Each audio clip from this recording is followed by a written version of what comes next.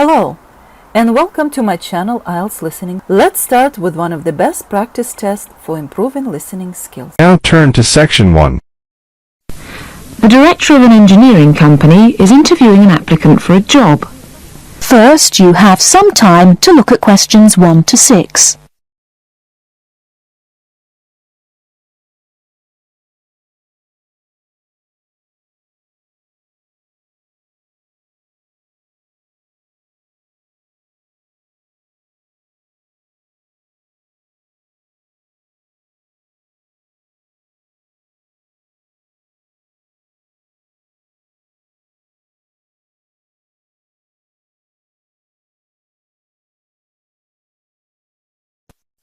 Now we shall begin.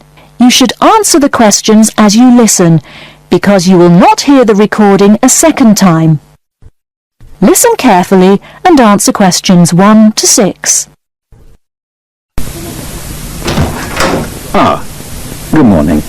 It's Mr. Robinson, isn't it? Have a seat. Stephen Robinson. Yes. Is that S-T-E-V-E-N or P-H? It's V. Okay. I've got your letter of application, but I need a few more details for the file. Now, you're from Manchester. What exactly is the address?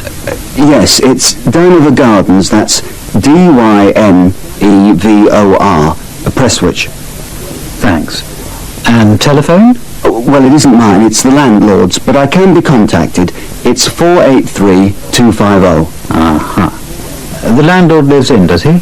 Well, he has the flat downstairs, and he's a friend of the family anyway. I see. Okay. According to your letter, I imagine you were born in, let me see, 1960? 61. Right. And the date? 12th of July. Thank you. And I believe you're married. Oh, no, I'm getting married, but not for a few months. Oh, sorry. Well, I mean, congratulations. Is it going to be in Manchester? Well, no, actually. My fiancée's from Wales, so we're getting married in her home village, near Bangor. Oh, how nice. Now, as you know, when you apply for a post with Williams Engineering, we need to find out a few things about both your academic background and more recent work experience, the latter being especially important in respect of this rather specialised position in the area of water management. First of all, A-levels. Yes, I've got 3. Geography, maths and physics. Geography, maths and physics. Okay. Before you hear the rest of the conversation, you have some time to look at questions 7 to 10.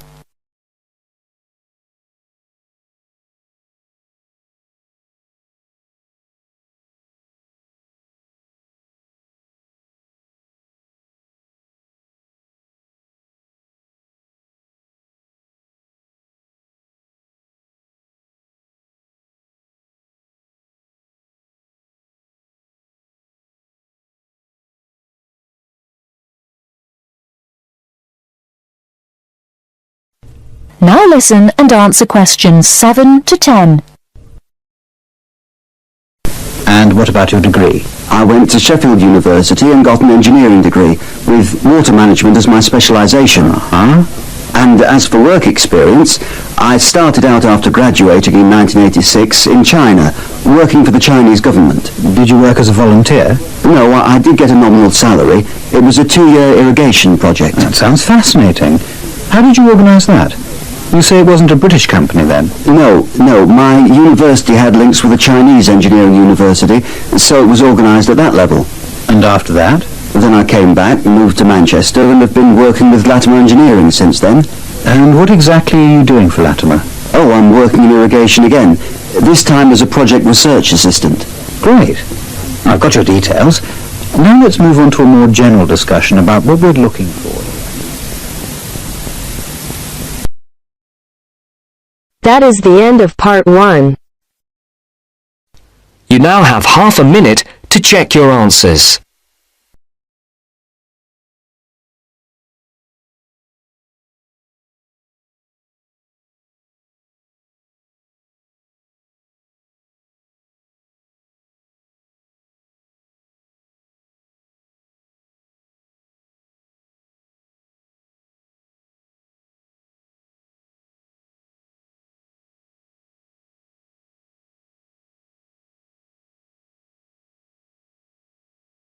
Now turns to part 2. Part 2. You will hear two flatmates, Tom and Richard, talking about their new flatmate who has just moved in the week before. First, you have some time to look at questions 11 to 16.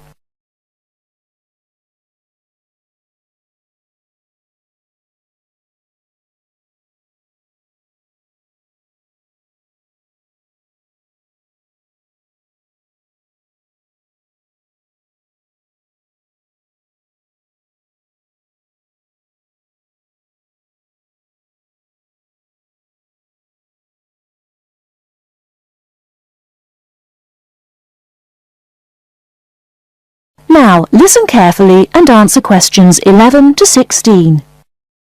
Hi, Richard. I'm glad I caught you here. Can I just talk to you about something? Our new flatmate, Anders, is not quite what I had hoped. I was wondering if you shared my concerns about some of his behaviour. Yes, Tom, I know what you mean, but we can't be entirely negative. He has good points. I mean, at least he's quiet. He doesn't play loud music all night or bother others or turn his TV up, disturbing everyone. Sure, he's quiet, but remember our last flatmate? He'd say hi to you and smile and treat everyone politely. In comparison, this new guy is very impolite. He just grunts in reply and sometimes ignores me altogether. I guess that's just his way, just his character. I don't think he realises he's being impolite, and it shouldn't matter to us too much. We can just ignore him too and quietly live our own lives. But his friends are hard to ignore when they visit. I know what you mean, but how often does that happen? I rarely see them, maybe once or twice a month. If they came more often, it might be a problem, but as it is, such rare visits don't matter so much. Wouldn't you say so? Well, I'm not sure, since it's very obvious when they're here because of all the cigarette smoke in the house. It stinks up the place, and you know we don't allow smoking on the premises. Well, I've never seen them doing this. Maybe they do it outside. Perhaps we can talk to Anders about it. Always remember, though, in one respect, he's a good tenant. And it's the most important aspect. The previous flatmate would always pay the rent late. I know what you're going to say. This guy pays promptly. But there's more to being a good tenant than prompt payment. I mean, you need to turn off the TV, clean up your dishes, dress respectably, be polite, and so on. I guess what I'm saying is that basically you need to cooperate with the others, and this new guy fails significantly in this respect. Okay, I suppose you have a point there. Before you hear the rest of the talk, you have some time to look at questions 17 to 20.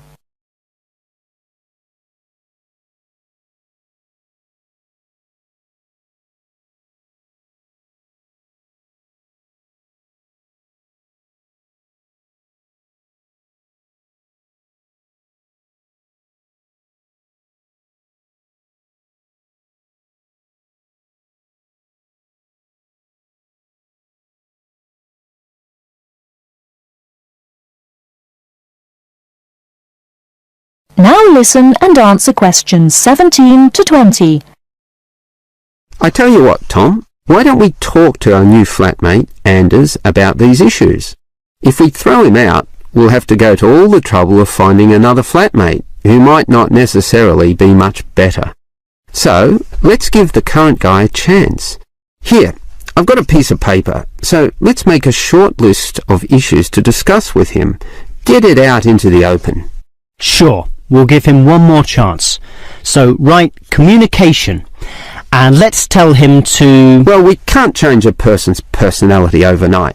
So why don't we have a weekly tenants meeting, and we can just ask him to attend. That way we can get to know him better. I'll write attend meeting, and we can take it from there. Okay, but we have to tell him about his friends. They can't just do whatever they want. Write a heading friends, and then write don't smoke anywhere, inside or outside. Well, instead of being so direct and possibly causing offence, I'll just write follow rules and verbally mention the rules. TV off by 10 p.m, no loud music or bad behaviour, including smoking. Okay, do that, but I still think we need to specifically mention that last issue. You know how I can't stand the habit, so I'd like this to be another and separate point. Cigarettes, strictly forbidden. And it's important to include the strictly here. We can't pussyfoot around too much. Sometimes directness is necessary.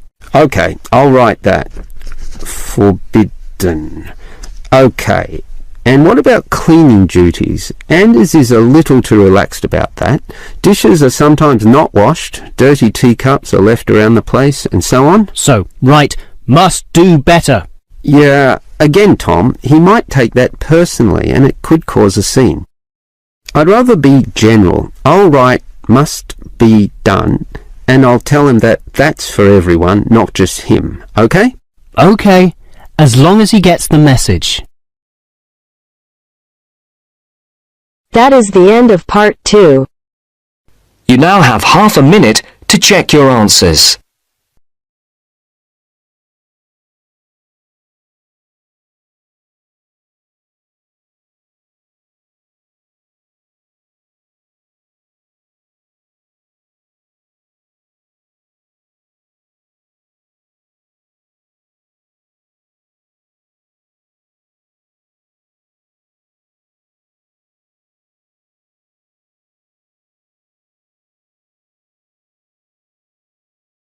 Now turns to part 3. Part 3. First, you have some time to look at questions 21 to 26.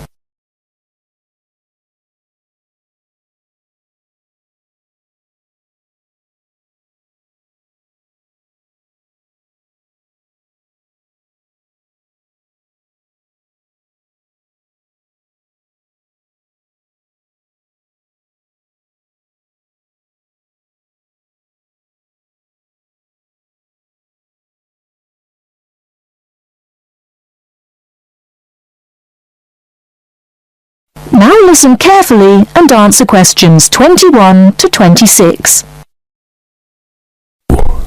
So, what was it like in your school then, Lynn? Well, South African schools are very different from schools in Australia. For a start, children don't start their schooling until they are 7, quite a bit later than schools in Australia. What about New Zealand, Gail? We're more like Australia. I can't believe children don't go to school until they're 7. When do the parents get any free time? Well, there's still the availability of kindergartens or play schools. It's just that formal education doesn't start until later. I don't think it's such a good idea for children to have to be too academic at such a young age. They should be able to just enjoy themselves. Well, yeah, but the first school children go to isn't really very academic. It's just an opportunity for children to learn a few basic social skills by playing and learning with other children. Yes, I'd agree with that. I guess being so close, Australian and New Zealand schools must be similar then. Well, I suppose they do share a lot of similarities, but there are also some differences. For example, children in New Zealand go through intermediate school, but in Australia there's only high school. That's right, isn't it, Pat? Yeah, I think so. What about South Africa, Lynn? Do you have an intermediate or high school? Oh, high school. And now the difference between Australian and New Zealand education is that although both countries have state schools and private schools, our private schools are very often run by religious groups, whereas New Zealand schools are secular. That's not true. There are quite a few religious schools in New Zealand. Oh, okay, maybe we are similar. Only a few South African schools have any religious connection, so I guess we're different. Most people go to state schools. Pat, is it true that some people from your country don't have to go to school at all? Well, that's partly true. Because of the geography of Australia, there are a lot of children who do not have access to schools, at least on a regular basis. Instead, they have a form of correspondence education, where the lessons are actually on the radio and the students send their work in by post. That way they get a lot of what they would if they were in the classroom, apart from the interaction. In New Zealand, not all students have to go to school either. Some parents have opted for homeschooling. Oh, is that like correspondence teaching? We don't really have that. Well, we do have correspondence schools, but homeschooling is different. With homeschooling, the parents teach the children and set them homework. They have to present a syllabus to their local education authority before they can do that, but it is becoming a more popular choice for some parents. I suppose it also suits parents' own commitments. I mean, they don't have to worry about collecting their children from school, and they can always teach over the weekend or in the evening if they want to. Is the school day normally quite long then? Not in New Zealand, but I think it can be in Australia. Yeah, that's right. I think Australia is unusual in that there are extracurricular activities which you have to go to. Before you hear the rest of the talk, you have some time to look at questions 27 to 30.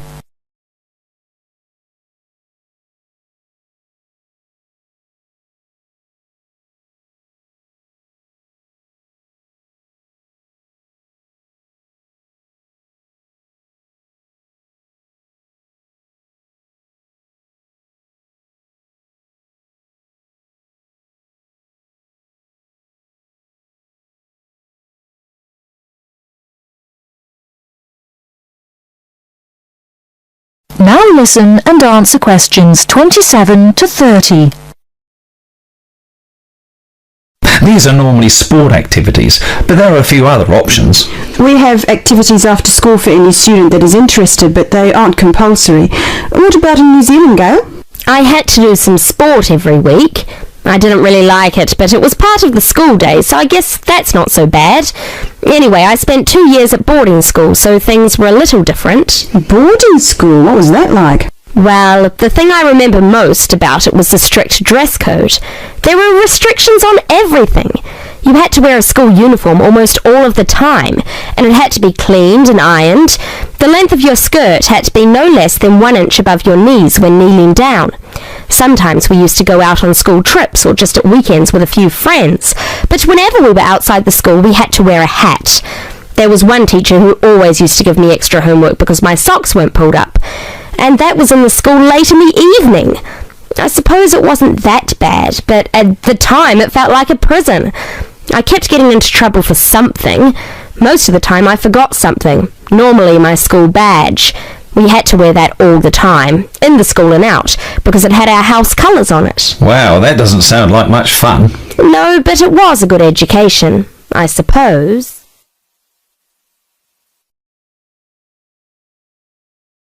That is the end of part 3.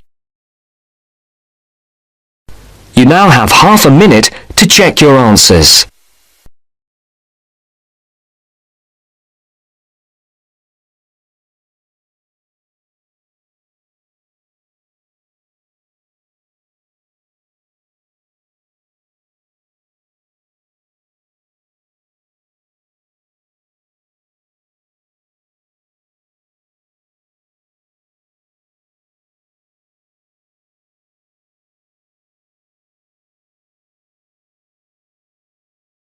Now turns to part 4. Part 4. First, you have some time to look at questions 31 to 40.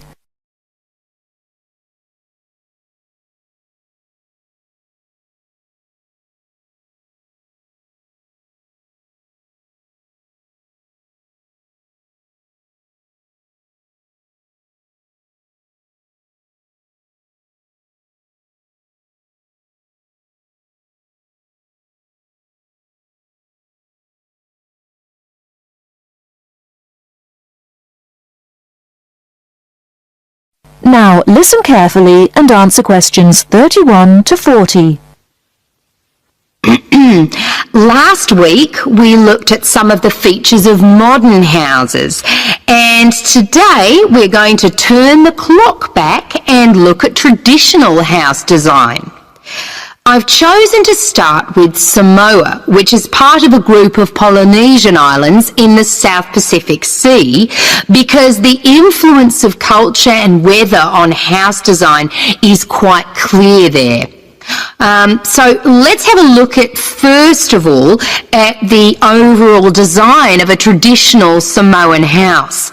Now, these days, houses in Samoa have become more modern and are usually rectangular. But traditional designs were round, or sometimes they were oval in shape. Here's a picture. This traditional style is still used, often for guest houses or meeting houses, and most Samoan villages have at least one of these buildings. As you can see, there are no walls, so the air circulates freely around the house. Samoa is a place that experiences high temperatures, but the open design of the house also reflects the openness of Samoan society. If the occupants want shelter, there are several blinds made of coconut leaves that can be lowered during rainy or windy weather. Or indeed, the blinds can also be pulled down if people want some privacy. The foundations of the house, that's the part beneath the floor, are raised slightly. In the past, the height was linked to the importance of the occupants, which we'll talk about another time. However, the floor of the house was usually covered with river stones. Today, we have a range of methods for balancing the temperature inside a building, but the stones on the floor of a Samoan home are ideal for cooling the building on hot days. Now, let's have a close look at the roof. This, as you can see in the picture, is dome-shaped and traditionally thatched or covered with leaves from the sugarcane. That's an established crop in Samoa. This was a job for the women, and it involved twisting the leaves and then fastening them with a thin strip of coconut leaf before fixing them to the roof in several layers. Now, the shape of the roof is important. You can see that the sides are quite steep, and that's done so that the rain falls straight to the ground without moisture going through the leaves and causing leaks or dampness inside the house. Then you'll notice how high the top of the roof is. This is a way of allowing heat to rise on sunny days and go through the thatching, thereby cooling the house. So, how does the house stay upright? Well, there are a number of evenly spaced posts inside. They encircle the interior of the building and go up to the roof and support the beams there. They're also buried, usually about 1.5 meters in the ground to keep them firm. These posts are produced using local timber from the surrounding forests. They're cut by men from the family or village, and the number varies depending on the size and importance of the house. Now, these posts were a very significant part of Samoan culture and did much more than hold up the roof. When there were meetings, people sat with their back to certain posts, depending on their status in society. So there were posts for chiefs, according to their status, and posts for speakers, and so on. And ordinary people sat around the side on mats. The last area I want to look at today is the attachment of the beams and posts, what you call fixing the construction. Traditionally, no nails or screws were used anywhere in such a building. Instead, coconut fibres were braided into rope to fix the beams and posts together. The old people of the village usually made and plaited the rope. This was a lengthy process. An ordinary house used about 40,000 feet of this rope, and as you can see in this picture, the rope was pulled very tightly and wound round the beams and posts in a complex pattern. And in fact, the process of tying it to the beams so that it was tight and strong enough to keep them together is one of the great architectural achievements of Polynesia. That is the end of part 4. You now have half a minute to check your answers.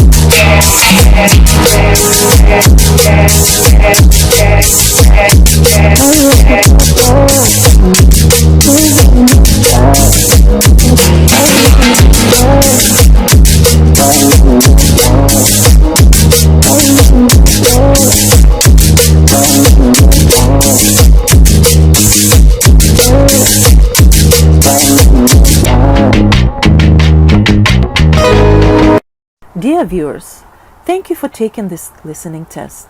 Please let me know about your score in the comments section below. Keep on practicing. It's the only way to be successful. We are planning to upload more IELTS helpful videos. Please subscribe to our channel, IELTS Listening. Thank you.